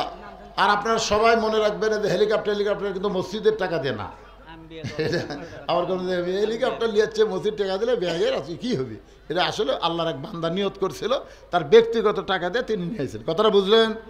কোনো টেনশন করা লাগবে না। যেগুলো মসজিদ ভাঙ্গার টাকা দিয়ে হেলিকপ্টার দিয়ে হুজুর আনছে কেন, এটা আলাদা হয়ে একজনের শখ হয়েছিল, উনি হাউস করছিল, উনিও চড়িয়েছে, অন্য সাথে আরো 2 জন চড়িয়েছে, মাঝখানতে আমাকে ওনার মাকেও পর্যন্ত উনি চড়াইছেন। উনি সেই রকম একজন সুখী শখের মানুষ। আল্লাহ তাকে কবুল করুক। সকলে বলে আমিন। আস্তাগফিরুল্লাহ রাব্বি মিন কুল্লি যামবি ওয়া আতুবু ইলাইহি। আস্তাগফিরুল্লাহ রাব্বি মিন কুল্লি যামবি ওয়া আতুবু ইলাইহি। পঞ্চগড় থেকে একটা মেয়ে 500 টাকা দান করছে। এইবারে পাওয়া গেছে। মাশাআল্লাহ। আল্লাহ এই ভালো কাজে তার শখকে আল্লাহ জান্নাতের জন্য কবুল করুক। করে কোন আমিন। আল্লাহ যেন কামায় আরো বেশি বরকত দেয়, আরো ভালো কাজে যেন খরচ করতে পারে। আল্লাহ যেন তৌফিক দান করে। ইসলামী আন্দোলনের কর্মী হিসাবে আল্লাহ যেন কবুল করে। জোরে কোন আল্লাহুম্মা আমিন। মাশাআল্লাহ মাশাআল্লাহ। ভাইজান দোয়া করে দিলাম। আল্লাহুম্মা আমিন। আল্লাহুম্মা আনতাস সালাম ওয়া মিনকাস সালাম তাবারাকতা ইয়া যাল জালালি ওয়াল ইকরাম। আল্লাহ দিনের বেলা কত কাজ কাম ছিল তোমার বান্দা বান্দির বাড়িতে, মাঠে ময়দানে সমস্ত কাজ কামকে বাদ দিয়ে আল্লাহ তোমার কোরআনকে মহব্বত করে আজকের এই জান্নাতের বাগানে বসে বসে কোরআন হাদিস আলোচনা শোনার শেষে আমি গুনাহগারের সঙ্গে রহমতের দরজায় ফকির হয়ে দোকানে হাত তুলেছি। আল্লাহ মেহেরবানি করে আজকের মাহফিল আমাদের সকলের হেদায়েতের জন্যে, নাজাতের জন্যে, জান্নাতের জন্য কবুল করো। এই মাহফিলের শুরু থেকে শেষ পর্যন্ত যতটুকু আলোচনা হয়েছে আল্লাহ, এর মধ্যে যদি ত্রুটি হয়, ভুল হয়, মাফ করে দাও। এর যা হাদিয়া মঞ্জুর করো। সোনার মদিনায় নবী পাকেরাও যা মুবারকে আল্লাহ কবুল করে নাও। তামাম আম্বিয়ায়ে কেরাম, আসহাবে কেরাম, তাবিঈনে কেরাম, তাবা তাবিঈনে কেরাম, তাম পৃথিবীর মাটির নিচে যত মুমিন মুমিনাত শুয়ে আছে আল্লাহ সকলের আরো পরে হাদিয়া কবুল করো। আল্লাহ আমরা যারা হাত তুলেছি আমাদের জনম দুঃখনী মা বাবা যাদের কবরে চলে গেছে আল্লাহ মেহেরবানি করে মা বাবার কবর জান্নাতের টুকরা বানিয়ে দাও। আমাদের দাদা দাদি নানা নানি আত্মীয় স্বজন শ্বশুর শাশুড়ি যাদের কবরে গেছে আল্লাহ কবরবাসীদের আল্লাহ তুমি মাফ করে দাও। আল্লাহ তোমার যেই বান্দা নাম হলো আসাদুল ইসলাম, আল্লাহ এত বড় ত্যাগ স্বীকার করে আজকে এই জান্নাতের বাগানে বক্তাকে আনার জন্য কত হাজার টাকা খরচ করেছে আল্লাহ মাবুদ মাওলা, আজকে যারা কষ্ট করে মেহনত করে এই জান্নাতের বাগান লাগাইছে আর যারা মহব্বতে নগদে বাকিতে মসজিদে দান করেছে আল্লাহ সবগুলো জান্নাতের বিনিময় হিসাবে কবুল করে নাও। আল্লাহ আজকের মাহফিলের সম্মানিত সভাপতিকে আল্লাহ তুমি কবুল করো। আজকের মাহফিলের প্রধান অতিথিকে কবুল করো, বিশেষ অতিথি কবুল করো। আমার বিশেষ অতিথি আমার প্রাণের ভাই আব্দুল মান্নানকে আল্লাহ তুমি কবুল করো। আই আল্লাহ তাআলা আমার মা বোনদেরকে কবুল করো। পর্দার অন্তরালে বসে বসে আসুন আবিদা সালিহা পদ্মানিশি কবুল করে মা ফাতেমার চরিত্র দিয়ে দিও। আল্লাহ আমাদের মধ্যে আমরা যারা অসুস্থ আছি আল্লাহ সুস্থতার নিয়ামত দান করে দাও। আল্লাহ বাংলাদেশের সাবেক 3 বারের প্রধানমন্ত্রী অসুস্থ অবস্থায় বিদেশে ছেলের কাছে লন্ডনে আছে, আমরা প্রাণ ভরে দোয়া করি তাকে পুরাপুরি সুস্থতা দান করে দিও। আয় আল্লাহ তাআলা আল্লাহ ভারতের ষড়যন্ত্র থেকে আমাদের বাংলাদেশকে আল্লাহ তুমি হেফাজত করো। আল্লাহ ফিলিস্তিনের মুসলমানকে আল্লাহ বাইতুল মুকাদ্দাস তুমি দিয়া দাও। আল্লাহ ইহুদি শয়তানদেরকে পৃথিবীর মানচিত্র থেকে আল্লাহ তুমি ধ্বংস করে দাও। আল্লাহ আবুল আহাবকে তুমি ধ্বংসের কথা বলেছ, আমরাও দোয়া করি যারা তোমার ইসলামকে নিয়ে ঠাট্টা করে মস্করা করে তাদের হেদায়েত দাও, না হয় ধ্বংস করে দাও। আল্লাহ আমার বাংলাদেশের প্রতি খাস রহমত করো, খাস করে এই ওলামারা উত্তরপাড়া জামি মসজিদকে আল্লাহ কিয়ামত পর্যন্ত কবুল করো। এই মসজিদের সভাপতি, সেক্রেটারি, ক্যাশিয়ার, ইমাম, মুয়াজ্জিন, খতিব, মুসল্লি, আল্লাহ সকলকে তুমি কবুল করো। আল্লাহ আবার দোয়া করি, এত বড় কষ্ট করে মেহনত করে এই জান্নাতের বাগান যারা লাগাইছে আল্লাহ, তাদের সকলকে আল্লাহ তুমি জান্নাতি কবুল করো। খাস করে আমার আসাদুলকে আল্লাহ তুমি কবুল করো। আল্লাহ আল্লাহ কে কোন নিয়ত করে হাত তুলেছে সকলের নেক নিয়ত নেক কবুল করে। মৃত্যুর সময় আমাদের জবানে জারি করে দিও লা ইলাহা ইল্লাল্লাহু মুহাম্মাদুর রাসূলুল্লাহ সাল্লাল্লাহু আলাইহি সাল্লাম। আসসালামু আলাইকুম ওয়া রাহমাতুল্লাহি ওয়া বারাকাতুহু।